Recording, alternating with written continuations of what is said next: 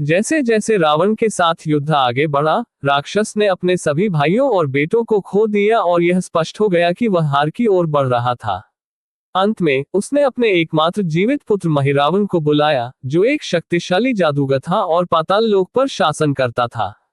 महिरावण देवी काली का बहुत बड़ा भक्त था, जिनसे उसने महत्वपूर्ण गुप्त रहस्य प्राप्त किए थे। शुरू में महिरावण राम के खिलाफ लड़ाई में शामिल नहीं होना चाहता था, क्योंकि उसे लगता था कि राम का कारण न्यायसंगत है।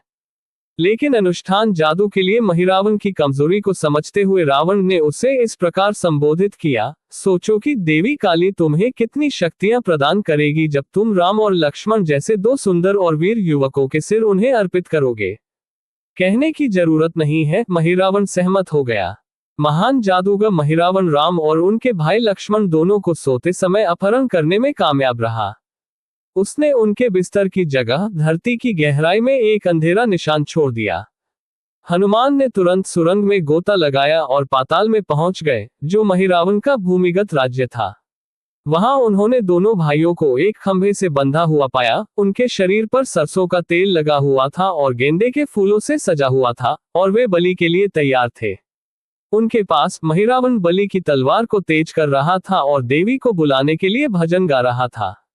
हनुमान ने मधुमक्खी का रूप धारण किया और राम के कान में फुसफुसाया, जब महिरावण तुमसे बलि की तलवार पर अपनी गर्दन रखने के लिए कहे, तो उसे बताना कि शाही वंश होने के कारण तुमने कभी अपना सिर झुकाना नहीं सीखा है।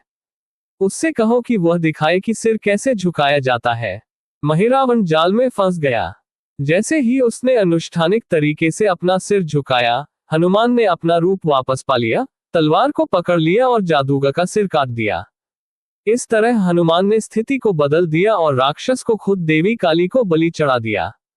प्रभावित होकर उसने हनुमान को अपना द्वारपाल बना लिया और वास्तव में देवी के कई मंदिरों में एक बंदर को उनके द्वार की रखवाली करते हुए देखा जाता है। इसके अलावा आज भी जादू टोने के खिलाफ किसी भी लड़ाई में हनुमान का आह्वान किया जाता है, और इसलिए उन्हें दर्शाने वाले ताबीज और ताबीज भक्तों के बीच बेहद लोकप्रिय है।